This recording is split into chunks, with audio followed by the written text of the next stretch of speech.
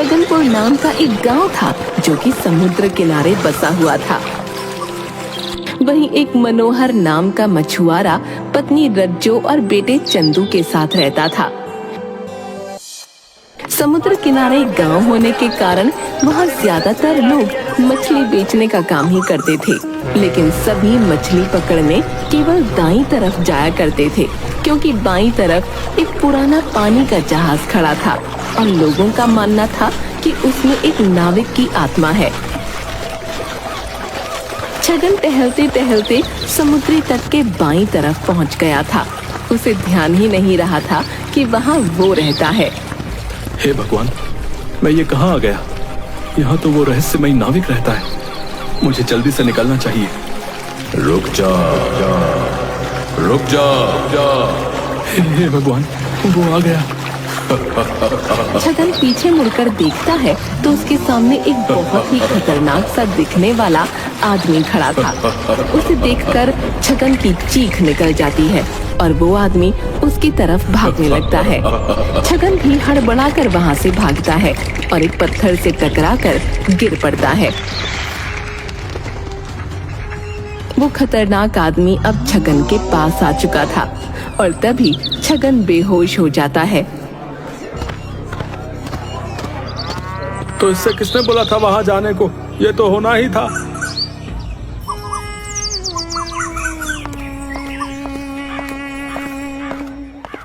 क्या हुआ भैया? ये देखो ना मनोहर, सब लोग मना करते हैं कि उधर मत जाया करो, मत जाया करो, हैं? लेकिन फिर भी ये वहां पहुंच गया, बताओ। तो इसका ये हाल उस नाविक ने किया है? नहीं, लेकिन नाविक इसके पीछे पड़ गया था तो ये भागा और लड़खड़ा कर एक पत्थर पर गिर पड़ा। जिंदा बच गया, यही बहुत है, वरना वो नाविक इसे खा जाता। वैसे एक बड़ी अजीब बात है कि आज तक उस नाविक ने कभी किसी को मारा नहीं। तुम कहना क्या चाहते हो भाई? नहीं, कुछ नहीं।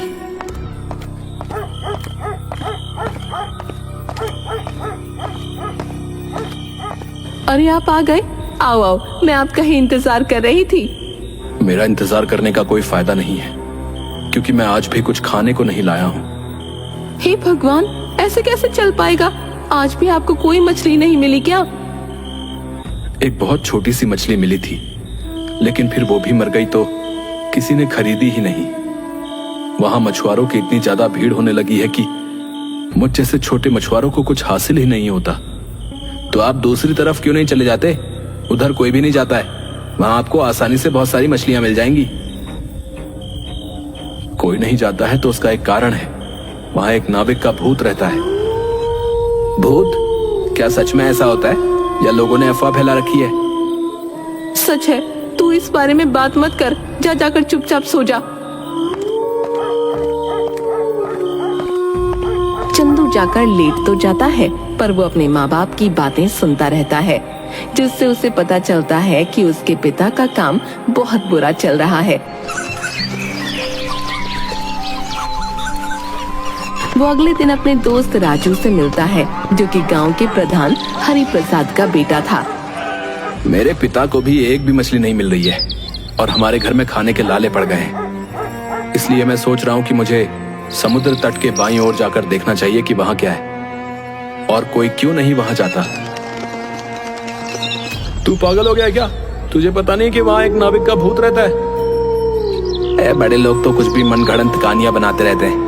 मैं जब तक अपनी आंखों से नहीं देख लेता ना, तब तक इन बातों पर विश्वास नहीं करूंगा। इसलिए मैं वहां जा रहा हूं और तू मेरे साथ चल रहा है। खुद को तो मारना चाहता है और मुझे भी मारना चाहता है। तुझे मेरी दोस्ती की कसम, तुझे मेरे साथ चलना पड़ेगा। दोस्ती की कसम के आगे राजू घुटने टेक देता है और चंदू के साथ वहां चला जाता है।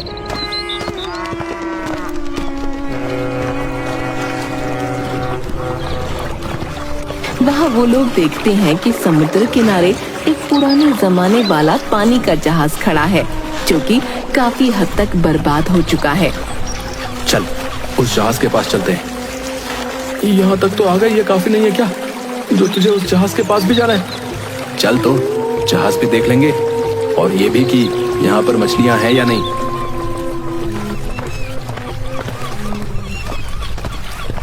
वो लोग उस जहाज के पास पहुंचते हैं और पानी में देखते हैं तो वहाँ काफी मछलियाँ होती हैं। ये देखकर चंदू बहुत खुश हो जाता है, पर तभी उन्हें पीछे से किसी की आवाज आती है। मेरे शिकार आओ। ये तो वही रहस्यमयी नाविक है। भाग चंदू, ये भूत है।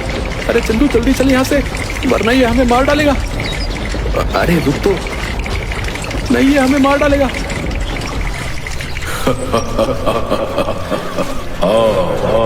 मेरे पास आ। मैं तो भाग रहा हूँ। ये कहकर राजू भागने लगता है।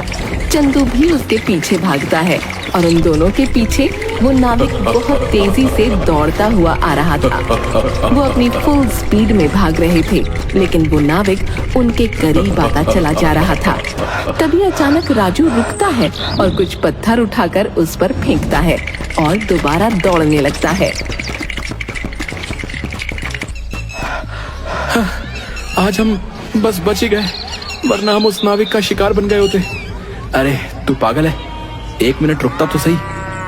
तुझे ज्यादा मरने का शौक हो रहा है तो तू चला जाना, मुझे माफ कर दे। चंदू राजू से गुस्सा होकर अपने घर चला जाता है।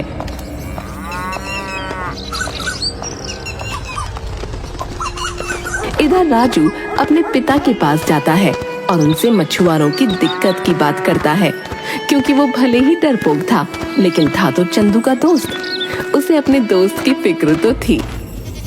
पापा, हमारे गांव में बहुत से मछुआरों का काम सही नहीं चल पा रहा है, आप उनके लिए कुछ करते क्यों नहीं? तू ये सब क्यों सोच रहा है? क्योंकि आप नहीं सोच रहे हो, आप गांव के प्रधान हो, आपको इन चीजों का ख्याल रखना चाहिए। आपको पता भी है कि कितने ही मछुआरे भूखे सो रहे हैं आजकल। तो तुम्हें क्या मतलब है? तुम्हें तो खाने को मिल रहा है ना, खाओ और ऐश करो। मैं तो ऐश करूंगा, पर आप जो इतनी मछलियां बाहर एक्सपोर्ट करते हो, इनमें से कुछ मछुआरों के लिए क्यों नहीं छोड़ देते? सोच समझ कर बात कर हैं। मैं तेरा बाप हूँ, मुझे राय मत दे, निकल यहाँ से। राजू को अपने पिता की बातें सुनकर बहुत दुख होता है और साथ ही चंदू की बातें उसके कानों में गूंजने लगती हैं। इसका मतलब चंदू की बात बिल्कुल सही थी। मेरे पापा प्रधान हैं, पर उन्हें मछुआरों की दिक्कत से कोई मतलब नहीं है, और उन बेचारे मछुआरों के घर में खाने को नहीं है। इस दिक्कत का एक ही इलाज है कि समुद्र तट के बाईं तरफ भी मछली पकड़ने का काम शुरू होना चाहिए। राजू को पूरी दिक्कत और उसका समाधान समझ तो आ गया था, लेकिन उसका डर उसे रोक रहा था। वहीं दूसरी तरफ चंदू के घर उसकी डांट पड़ रही थी, क्योंकि किसी ने उसे बाईं तरफ जाते देख लिया था। सच सच बता, क्यों गया था उधर? मैं उधर नहीं गया था। झूठ मत बोल, छगन ने तुझे जाते देखा था, तेरे साथ एक और लड़का भी था। सच सच बता, उधर क्यों गया था? तुझे यहाँ खेलने के लिए जगह कम पड़ रही है क्या, जो उधर चला गया? मैं वहाँ खेलने नहीं गया था। हाँ, अब आया ना लाइन पर। मतलब तू गया तो था उधर, अब ये भी बता दे कि क्यों गया था। दाईं तरफ मछली पकड़ने में पिताजी को बहुत दिक्कतें हो रही हैं, इसलिए मैं बाईं तरफ देखने गया था कि क्या वहाँ मछली पकड़ी जा सकती है या नहीं, ताकि हमारे घर के हालात सुधर सकें। ये सुनते ही रज्जो और मनोहर का गुस्सा प्यार में बदल गया। दोनों रोने लगे और चंदू को समझाने लगे कि उसे वहां दोबारा कभी नहीं जाना चाहिए। लेकिन नहीं, कोई लेकिन वेकिन नहीं। वादा कर कि आज के बाद तू उधर नहीं जाएगा। वादा कर। मैं वादा करता हूँ कि मैं आज के बाद कभी उधर नहीं जाऊंगा। चंदू मजबूरन वादा कर लेता है।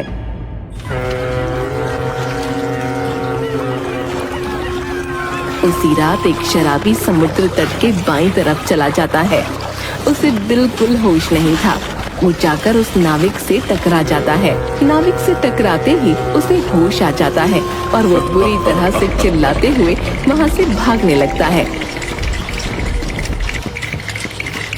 नाविक उसके पीछे नहीं भागता है, बल्कि वो एक पत्थर उठाता है और दूर से उसे फेंक कर मारता है, जिससे वो आदमी बेहोश हो जाता है।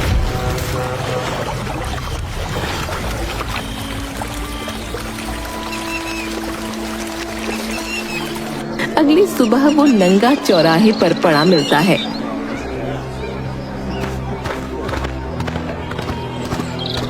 हाय हाय, ये शराबी भी ना रात में उस नाविक के पास पहुंच गया और उसने उसका ये हाल किया। राजू, तुझे एक बात अजीब नहीं लगती कि ये नाविक किसी को जान से नहीं मारता है? तो तू क्या चाहता है, वो सबको मार डाले? मैं क्या चाहता हूँ ये पॉइंट नहीं है। अगर वो सचमुच एक भूत है तो वो लोगों को मारता क्यों नहीं है, ये पॉइंट है। हाँ, ये बात तो तू सही कह रहा है। उस दिन मैंने जब उसे पत्थर फेंक के मारे थे तो वो भी उसके ऐसे ही पड़े थे जैसे किसी इंसान के पड़ते। उससे वो रुक भी गया था। यही तो मैं भी कहना चाह रहा हूँ, शायद ये शक हमारा सही हो कि वो रहस्यमय नाविक कोई भूत नहीं बल्कि इंसान हो। पर वो इंसान ऐसा क्यों कर रहा है, इसका पता लगाना पड़ेगा और उसके लिए हमें वहां दोबारा जाना होगा।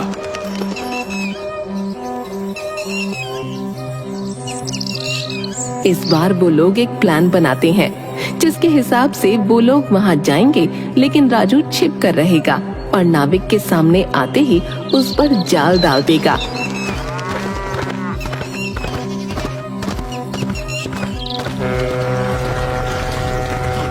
नाविक जी, नाविक जी।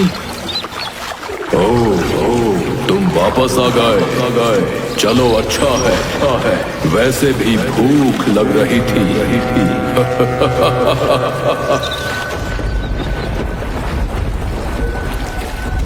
ये कहकर वो नाविक चंदू की तरफ भागना शुरू कर देता है और चंदू अपनी जगह पर खड़ा रहता है। नाविक जैसे ही चंदू के पास पहुंचने वाला होता है तभी राजू एकदम से आकर उसके ऊपर जाल डाल देता है और अगले ही पल दोनों उस नाविक पर चढ़कर बैठ जाते हैं। देखा, मैंने कहा था ना, ये कोई भूत नहीं इंसान है। तुम सही कह रहे हो, इसने हम सबको बहुत परेशान किया है। मैं इसको मार डालूंगा। नहीं, अरे रुक जाओ, पहले इसका उद्देश्य तो पता चलने दो। बता साले, तू ये क्यों कर रहा था? बताता या पत्थर से तेरा सिर कुचल दूं? छोड़ो मुझे, वरना अच्छा नहीं होगा। नहीं बताएगा, रुक अभी तेरा सर फोड़ता हूँ। अच्छा, रुको, मैं सब सच बताता हूँ। दरअसल मैं प्रधान के लिए काम करता हूँ। उसने मुझे यहाँ भूत बनकर रहने का काम दिया है, जिससे इस पूरे हिस्से पर उसका राज चल सके। वो यहाँ की सारी मछलियाँ खुद बेच सके और मुनाफा कमा सके।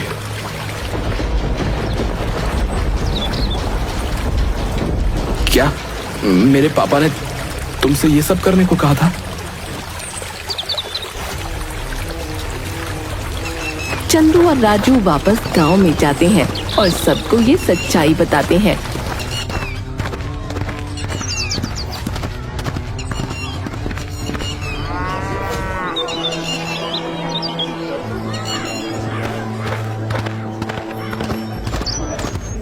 मछुआरों को जब सच्चाई पता चलती है तो सब प्रधान के घर के आगे धरना देने लगते हैं।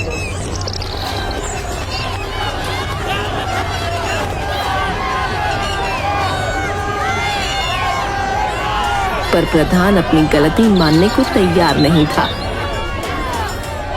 तब राजू कहता है, पापा, आप लोगों को उनका हक दोगे या मैं आपको छोड़कर चला जाऊं? मैं चला ही जाता हूं। अब रुक जाओ बेटा,